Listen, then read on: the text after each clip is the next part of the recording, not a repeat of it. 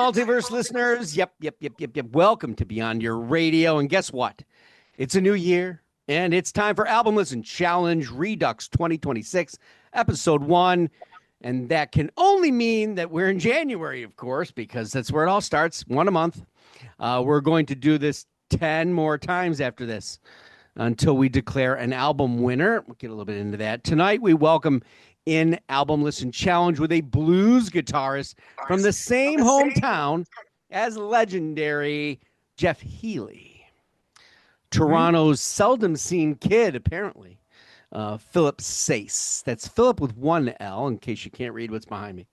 The album I chose and that the panelists have never heard before is Spirit Rising from 2020. That's right, only 5 years ago, or a little bit beyond. The track list: Warning Shot, Fits Me Good, Black Roller Coming, She's the Music, Once, Wild, Give Me Time, Oh My, Burning Out, One Foot on the Grave, Awful Dreams, Spirit, and 5:55. I'm assuming that's a timetable. The panelists will then talk about what they figured when they received the album, and they'll talk about their affinity or definity for it, or whatever happened when their listening experience. Then I will let them score the record on the 5 scales: the album artwork, flow of music, musicianship, the band and the melody, and then accessibility. How easy is it to get into for the music listener? And then album production. On the panel tonight, she says whatever she wants to. Damn, Deb Armitage Hicks Maloney. Oh, like the man said, she's the music. Susie Q. He's like a really close distant cousin who's locking in on all our shows. Steve Scouten. Yeah. Yeah, we'll see if anybody gets that distant cousin thing. Yeah. All right, let's kick it off. It's time. Woo. Susie Q. Okay. The stage is yours. So I don't think I'd ever heard of Philip Sayce before. And it's weird to me. So this album released in 2020, you say? Yeah.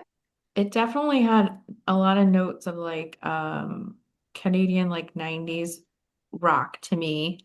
Mhm.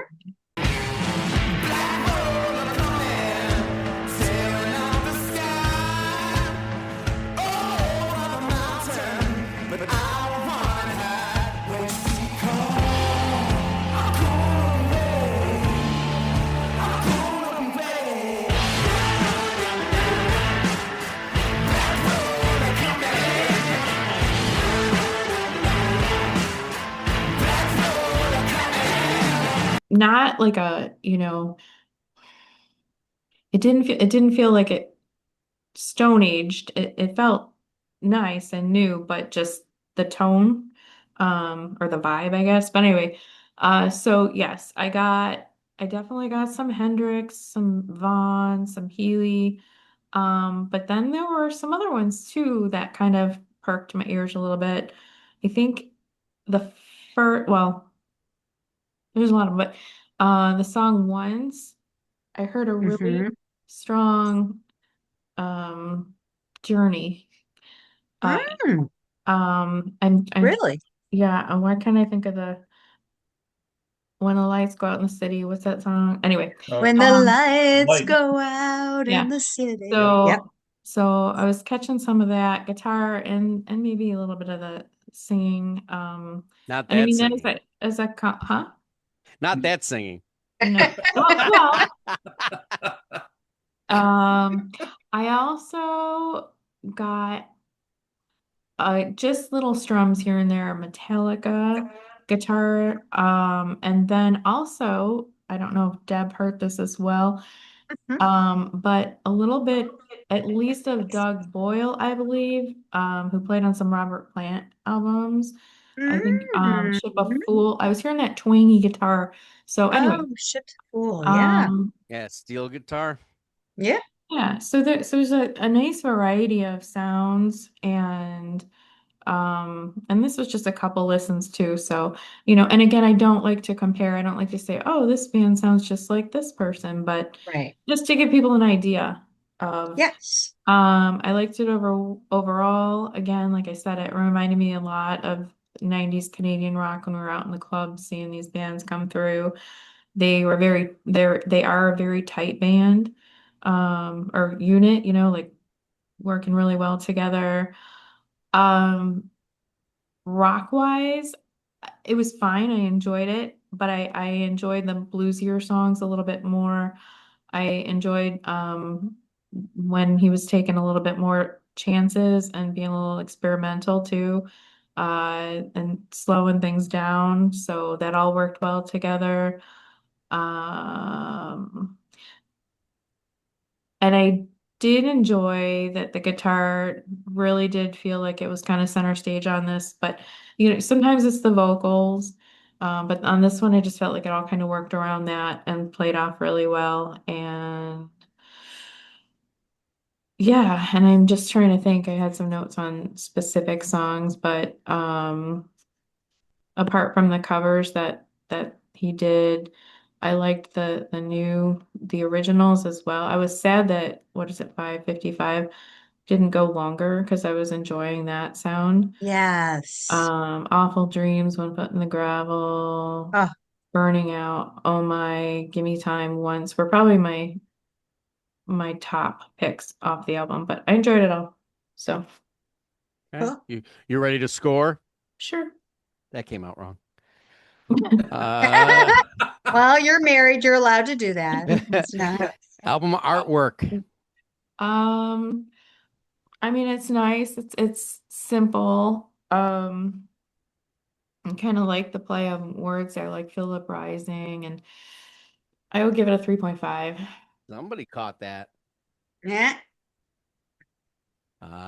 Next is the album flow of music.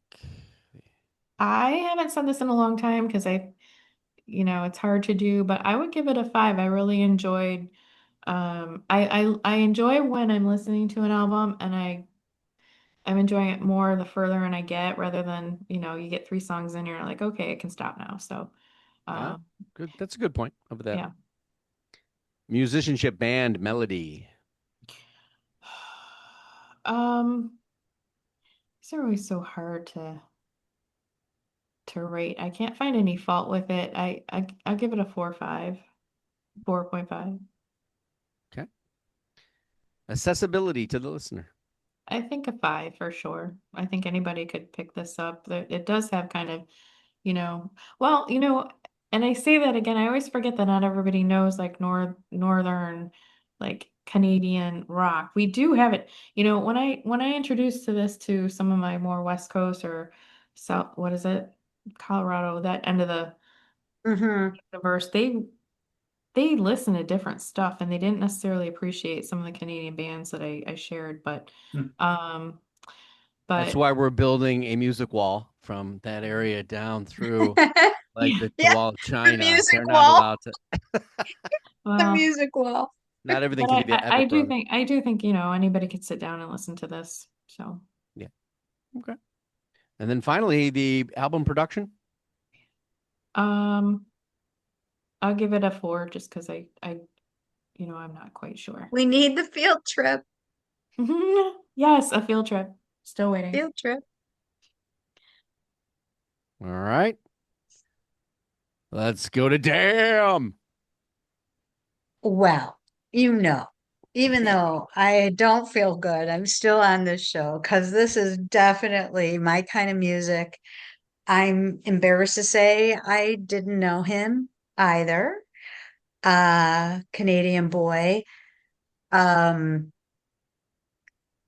how old? He's not quite 50. I mean, but he's not like some young guy that you go, well, do you really know the blues? Have you ever lived the blues? Do you understand the blues? I Mhm. didn't take this album so much as being rock as I did blues. Um, I think I would have been a little surprised to find out that he was Canadian if I didn't know ahead of time. I kind of I'm listening to you, Sue, say about the people in Colorado and the younger people and what they're listening to. I think blues is more of a universal thing, and the roots of what blues has done. Um, and saying that, I mean, I've got more to talk about when I score the album on our different points instead of me talking about it right now. Okay. So maybe my scoring will take a little bit longer All with what right. I have to say. Let's kick it off then with that album cover. All right. Well, you and I do 6 albums every Saturday, where so many of the album covers we just shake our head and go, what's that all about? The hell you You look do. at this album cover, you know what it's about. It's a guy with his guitar and maybe he plugs his amp in and you're just going to hear him sing and play some music. And I think that is saying it all. I like it, so I gave that a 4.25. It's Wow. a taste of what's inside. You Okay. look at it, you kind of know what to expect, even if you don't know him. That's what I got from that. Okay. All right. The album flow of music. Well, I thought the flow was magnificent. Um, from the beginning to the end, the opening song, Warning Shot, I heard Eddie Van Halen in that first whole like driving riff of stuff, but not Eddie Van Halen, but a blues Eddie Van Halen. It was a little more raw, but it was so energetic. And I think that then it kind of got into a different place. So you weren't so amped up through the whole thing, but we get to 1 foot. You said on the grave, it's Mhm. on the gravel. Oh, And Sue said it right. oh, did I forget the L? Maybe I Yes, did. you did. But that's a tribute to Jeff Healey, actually. And, I wasn't surprised to end up finding out that he is closer to his 50s because this album, I guess, is supposed to be, well, he would have been 45 at the time, but more reflective and a little bit more of a tribute to things in his past and to his dad and that. So 1 foot on the gravel, you know what? You're still walking down the road, but you might fall in the grave. Who knows, Mark? So, Yeah, I didn't. uh, Yeah. yeah. Shame on me And for then, reading instead of remembering. yeah, but, and then even at, the last few songs in the 555, it's much uplifting. I didn't find this blues album to be sad crying blues at all. No, we'll get to some of that, I think, too, because Okay. there's a particular song that has that where you think it is, but that's not what it is. So Exactly. So I thought the flow of this, there were so many different energies, but it was still cohesive. So that's where I'm going to say I'm giving the flow a 5. all right. This album, I could just keep listening to it, never know where the start, finish, and end is. It all goes together. So that's where I got my flow. Musicianship, band, melody. I gave it a 4.5. I think that for the album that it is, I mean, you can't compare musicianship in this album to another album, depending on what that genre is or what I'm not going to liken this to somebody that's playing a cello and, has all this training, but maybe you could. It's raw. I feel it's just raw talent that he has morphed into something mature over time, but still gets to that basis thing of why he plays guitar. And I think it's awesome. Cool. 4.5. Cool. Accessibility. Well, that's where I'm going to give it a 4.5. I mean, 5, no, a lot of people just want to hear things like, K-pop. Nobody, if you're listening to K-pop and that's all you know, this won't be important to you.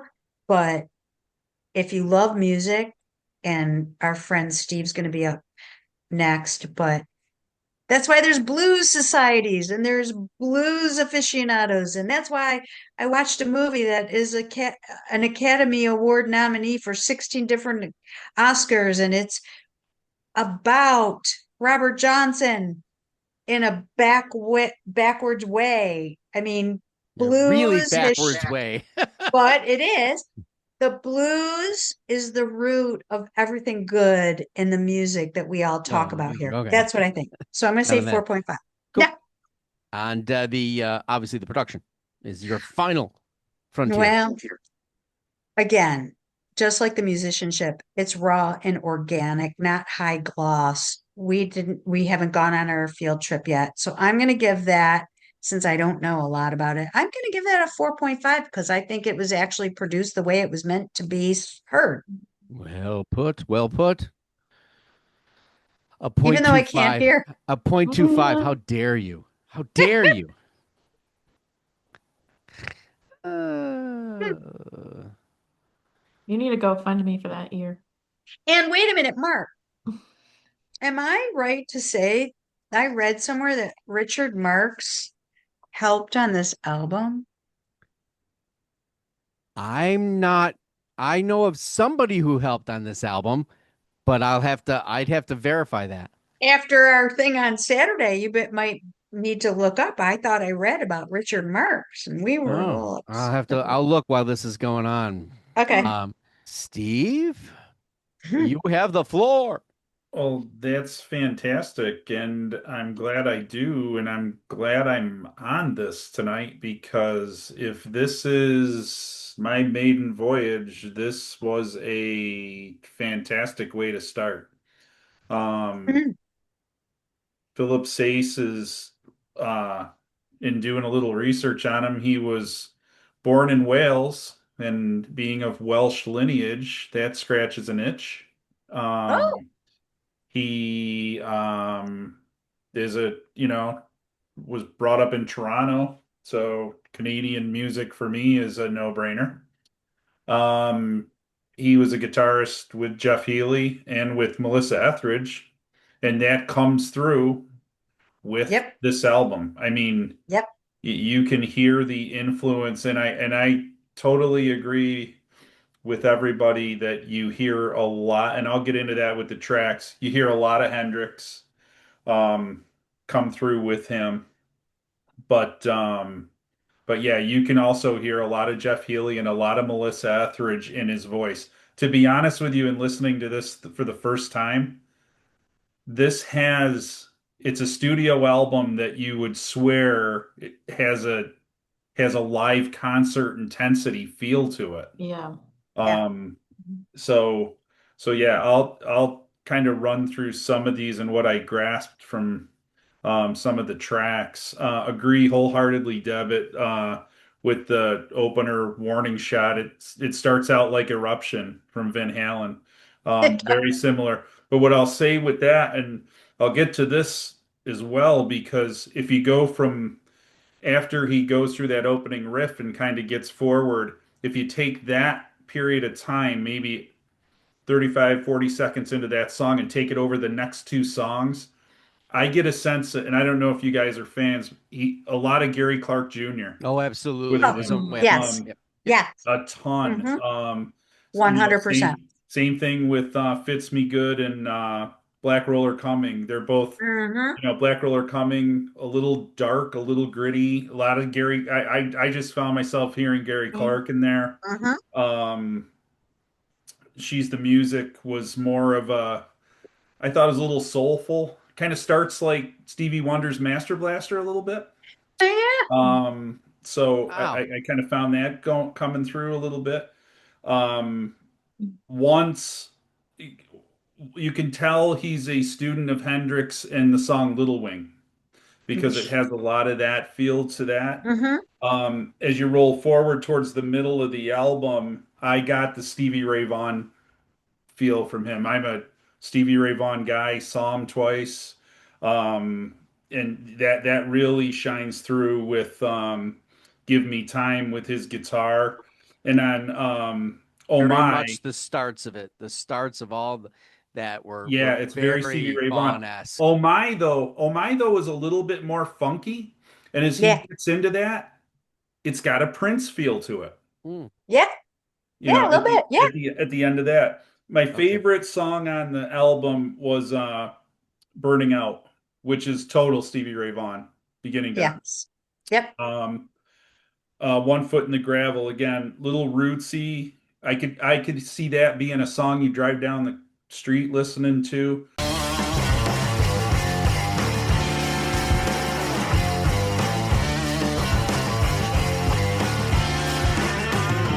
People preaching to me about the life that I lead. Said it's unhealthy, run around in my speed, but that's alright. Only got myself to save, yeah. And I got 1 foot on the gravel and 1 foot in the grave. I actually heard a little Pearl Jam in that, little McCready guitar there. Okay. Really like that. Rest of the album I really enjoyed. Spirit to me is the vibe song of the CD. It kind of brings everything together. Um, I could hear bits and pieces of everything in that song, and then 555, the instrumental closer. That's an old school great technique, and so many albums that I appreciate have an instrumental closer, so it kind of fit the bill. It's just a sweet finale. Hendrix like, yeah, I really really enjoyed it. Overall, really liked it. But yeah, I guess I'm ready to score. All right. Here we The go. art- Here we go. Always ready to score. so the artwork, album artwork. Um, I'm gonna give it a 3.5. I like the simplicity of it. Um, yeah, 3.5. Okay. The album flow of music. 4.5. I thought it started out well. I think there was a natural flow to the album. I think he did a very very nice job. Um, kind of starting out hard. He had a couple nice softer songs in there, little, you know, and then he ends great. So yeah, 4.5 for me on the flow. Musicianship, band, melody. 4.5. Solid, solid, solid, solid, end to end. Accessibility. Um, I I would give it a 4. I think folks that maybe I kind of have to take my hat off and say, okay, if I were somebody trying to get into blues rock, I think this would be a great starting point, but it would also be a great album for someone that's a guitar lover, a guitar person. Yeah. Mhm. I Yeah. think it fits both bills. So I think it's accessible to, more than one, group of people, or I won't call it genre, but someone that likes varying things. It's a very accessible album. Yep. And then the production.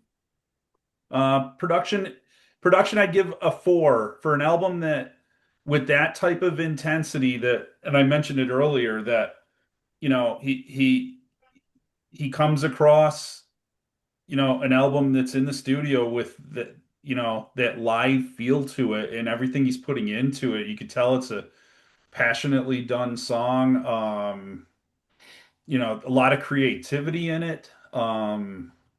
Very soulful, very, there's a lot of elements to I realize it's a blues album, but there's a lot of different elements to it. So yeah, yeah. All right. So why did I do this? Yes.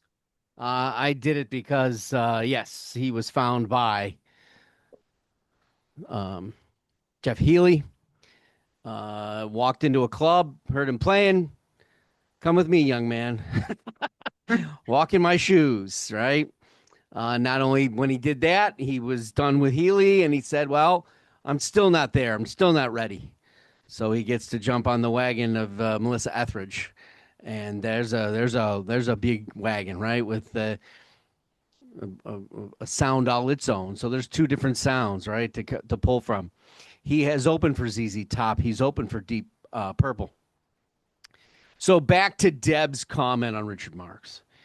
So yeah, there are a multitude of song. He likes to songwrite and be in the context of certain people, and try things out. Richard Marx was one, but the one that I was paying close attention to was Distant Cousins. They helped in the writing of Black Roller Coming, which, if you get a chance, there is an acoustic version of the track where he just takes a steel guitar and beats the shit out of it while singing this track. And he explains what the Black Roller Coming is. And he says this is a storm. It is a storm that is going to do something. And he says sometimes it's not always a bad thing to shake things up and to get whacked by the Black Roller Coming. And this man is the triple threat package. He can sing, he can write, and he can play blues guitar. And the Distant Cousins was our album for yesterday. So their album Next of Kin. I liken them to an indie pop rock with a hint of that folk, like Lumineers or Mumford and Sons. But if you remember Philip Phillips, who from American Idol, that kind of thing as well. So therein lies that little bit of Dave Matthews, because every time Philip Phillips sings, a lot of people will say that's sounds like Dave Matthews. He can acoustic again, as I said. The death of rock and roll, my friends, is greatly exaggerated by the masses who keep plugging the same silly, stupid bands over and over and over again. This album should prove it to you. If you don't click and listen to the whole thing, you're scared. You're chicken shit, and I'm sick of it. All right? Just pick up the album and listen to it. All right? It's like we just said. It's Stevie Ray Vaughan. It's Jimi Hendrix. How can you poo-poo that? Right. That's makes no sense to me. I also heard Lenny Kravitz, not Prince. That's my thing with Kravitz. I didn't bring that up, but I agree wholeheartedly with you. Yeah, there was that groove. Yeah. Yeah, gotta have, and to have that groove is that, you blues, and you don't groove. And then you're just like every other Tom, Dick, and Harry. Right. A little bit of something in there, which is what I liked. And this is why when I score the album, it has that it gets higher marks because listen, Clapton could play the blues and the album's great, but it ain't that good because there's no change, no risk taking, let's say, right? Or no. All right. So for me, where's my thing? Mine's out of whack. Okay. Album artwork. Yes, I caught what Sue was throwing down there. I give it a 3.5. The album flow of music, that's a 4.25 for me. I'll give the 0.25 on that. I think the only thing that took a huge notch, I didn't like the beginning. I didn't like to be thrown that nugget and then not have it there. As a matter of fact, it'll hurt in production because the production of that minute minute, if it's not even a minute, I don't think, is it? Maybe it's a minute. No. Was you're talking the Van Halen riff? Yeah. Yeah. That not was even a minute. Yeah, that was produced at a different level than the other, because the next song comes in and I hear something different. I don't know. It took it down, off. right? Yeah. Field trip. So that's 4.25. Musicianship, band, melody. I'm at a 4.0. This is pretty safe. I think he can do this with his eyes closed and a hand tied behind his back, and somebody beating him with with a hammer. I don't think but the soul voice, man. I'm telling you, when I first heard Joe Bonamassa, I was like, okay, living in a dust bowl, he can pull that off. How will it be later? And Philip definitely has a lot more than that too. So that's kudos to him. Agree. Accessibility. It's a 5. This is a very easy album to listen to get into. There's nothing offensive. Everything's right in line. Typical, if you can't get into this, I can't help you. You should probably I know. Yeah, stop listening to music. Yeah, I don't know what to do for it. I'll give you something harder if you'd like. And then album production, 4 again. Yeah, that start there. You showed me you could wallop that thing, and then you okay. But yeah, little, and the last song, I agree, 5:55. Why wasn't it 5 minutes and 50? All right, whatever. It's a counting thing. So let me give you the score here. Hey, do it. Obviously, this one's winning. I don't know. There's two accountants on this show. Should we check his math, Steve? Probably should. No, I know. I'm not on the clock, so. All right. So Sue scored it a 22. Deb scored it a 22.75, which might be the highest of any album ever. Ever. No, sorry, take that back. The very first one we did, the Grateful Dude scored it a perfect 25. He did not. No, he did. He did. Was What it a album- Grateful what album Dead was it? album? It was the Murder Wall. Okay, which is a prog rock record That's that is crazy. about 3 trips up the Eiger that fail miserably. Oh. All right. It is a folk. It is unlistenable. No, it's not. It's a great record, but it is deep and it is dark and it is, but he was like, He loved it. he loved it. He absolutely Wow. he says, Mark, I don't know how you found this. And I go, well, I have my way. Steve scored it a 20.5. And I scored it a 20.75. And we'll divide that by 4. And we have a final of 21.5, which I believe, besides our first go round where Jeff Johnson gave a record, because it was just one-on-one, right? This is the highest Oh, scoring yes. That's record how of we all used to time. do it. Oh, Yes, yes. 21.5. Yes. So congratulations to Mr. Sayce. He should come on our show. That will be a hard score to beat as the year goes on. But by God, we're going to give 10 more tries. Even if I have to pull out Lennon. No. Okay. No. Different Lennon. Yeah, What I did was you gonna think of say- Philip Sayce? He's got a catalog since 2006. I think you better be walking your way back there. Give it a listen. Another thought about that album too is 2020. It came out during COVID, Yeah. right? Yeah. So I wonder if that might have hurt people's, I won't use accessibility, I but think so. Yeah. yeah. Not going to the record store. Not You're sure didn't to have have it. And he's record. not able to tour his album. But in the other breath, everybody was home, so maybe they should have. Well, obviously they should have. Yeah, shoulda. I was going to put him on Unknown Sunday, but here he is today. Oh, On good. Album Listen Challenge. We'll see you next month, February. Album Listen Challenge Redux will then continue with the Gilded Palace of Sin. Don't forget to hit the like button. Subscribe to us at any time because we're open 24/7. That's right. Tell your friends, your neighbor, your teacher, your dog walker, your Spanish teacher, your French teacher, your Canadian teacher. What? That's me. Your mail person, your spiritual advisor, and all your friends in those 2 Super Bowl areas that I want to mention. And maybe your parents if you feel they're cool enough. Go beyond your radio with us, a real music appreciation channel. Thanks for watching and happy listening.